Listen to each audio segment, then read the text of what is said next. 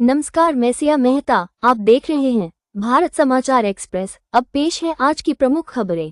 कानून व्यवस्था कितनी कमजोर है कि बवाल हो जाता है। आपका इंटेलिजेंस कितनी कमजोर है। ये सरकार कोई और चला रहा है क्या? कानून व्यवस्था किसी और के हाथ में है क्या? उन पे लाठीचार्ज कर दी गई, छोटे छोटे बच्चों को पिटा गया, निर्दोष लोगों को जेल भेजा गया। उत्तर प्रदेश के बरेली जनपद में आई लव मोहम्मद विवाद के बीच आजाद समाज पार्टी के अध्यक्ष और नगीना सीट से सांसद चंद्रशेखर आजाद का बड़ा बयान आया है।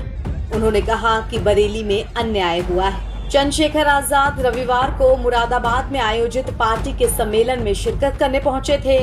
उन्होंने मीडिया से बातचीत करते हुए कहा कि बरेली में लोग शांतिपूर्ण प्रदर्शन कर रहे थे। पुलिस चाहती तो उन्हें समझा सकती थी, बात सुन सकती थी, लेकिन ऐसा नहीं हुआ। अभी बरेली घटना हुई जहां शांतिप्रिय तौर से लोग प्रोटेस्ट करने आए।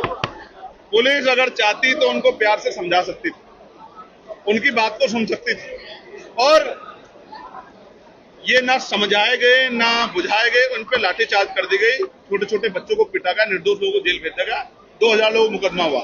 वहीं फतेहपुर सीकरी में एक ऐतिहासिक स्थल पे जो मकबरा है उसमें 500 पुलिस वाले मौजूद थे, फिर भी 300-400 लोग आके उसको मकबरे को तोड़ने का काम करते हैं। किसी को ये भी नहीं कि फूल भी लगता हो। ये इस बात का उदाहरण है कि सरकार धर्म के आधार पर कार्रवाई कर रही है। जो अन्याय हुआ बरेली में, ये अन्याय हमें स्वीकार नहीं। इस अन्याय के खिलाफ हमारी पार्टी कड़े फैसले लेगी। अगर बड़ा प्रोटेस्ट आंदोलन भी करना पड़ा तो हम लोग करेंगे। लेकिन मैं ये पूछना चाहता हूं उत्तर प्रदेश सरकार से कि आई लव मोहम्मद के अगेंस्ट में आई लव महादेव क्यों?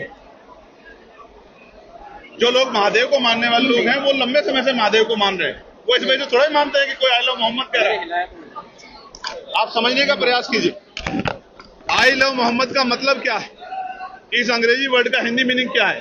कि मैं मोहम्मद से प्यार करता हूं। इससे किसी को आपत्ति कैसे हो सकती है? किस आधार पे हो सकती है? ये क्राइम कहां से हो सकता है? लेकिन सरकार ने इसको क्राइम बना दिया। कोई अगर ये लफ्ज लिख के अगर कोई पेपर हाथ में पकड़ ले रहा है तो पुलिस उसके साथ इस तरह का व्यवहार कर रही है जैसे वो कोई क्रिमिनल हो, जैसे वो कोई अपराधी हो। ये जो गैर बराबरी है, क्योंकि भारतीय संविधान धर्मनिरपेक्षता की बात करता है, धार्मिक आजादी देता है। जो मोहम्मद से प्यार करता है वो आई लव मोहम्मद लिख रहे हैं, जो महादेव से प्यार करते हैं वो आई लव महादेव लिख रहे हैं, जो बुद्ध से प्यार करते हैं वो आई लव बुद्ध लिख रहे हैं, तमाम जो जैन से प्यार, जो महावीर जैन जी से प्यार करते हैं वो आई लव महावीर जैन लिख रहे हैं। किसी को तकलीफ क्यों होनी चाहिए? मेरा धर्म मेरे साथ, आपका धर्म आपके साथ, नास्तिक जो लोग हैं उनका धर्म उनके साथ। इस आधार पे अगर कार्रवाइयां होंगी तो लोगों में असंतोष पैदा होगा, और ये सरकार चाहती है कि असंतोष बना रहे। असंतोष रहेगा तो रोटी, कपड़ा, मकान, रोजगार, महंगाई के मुद्दों पे चर्चा नहीं होगी। ये एक सोची समझी साजिश है। जनता को समझदार बनना पड़ेगा और समझदारी के साथ आगे के फैसले लेने पड़ेंगे। जैसे बरेली में पीटे गए वैसे पीटे जाओगे तो दुर्व्यवहार कर कौन रहा है? आप बताइए, दुर्व्यवहार कौन कर रहा है? मैं कह रहे हिंदू नवरात्रों के दौरान, हिंदू पर्व के दौरान ऐसी बवाल होता है, ऐसा क्यों? तो आपका कानून व्यवस्था कितनी कमजोर है कि बवाल हो जाता है? आपका इंटेलिजेंस कितनी कमजोर है? कौन दुर्व्यवहार कर रहा है? आपके विधायक। आज तो ये हालत है कि बीजेपी के नेताओं को धरने करने पड़ रहे हैं। कौन दुर्व्यवहार कर रहा है? ये सरकार कोई और चला रहा है क्या? कानून व्यवस्था किसी और के हाथ में है क्या?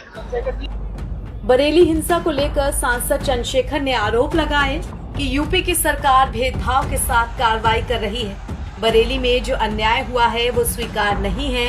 उन्होंने ये भी चेतावनी दी कि इस अन्याय के खिलाफ आजाद समाज पार्टी कड़े फैसले लेगी। अगर आंदोलन करना पड़ा तो वो भी करेंगे।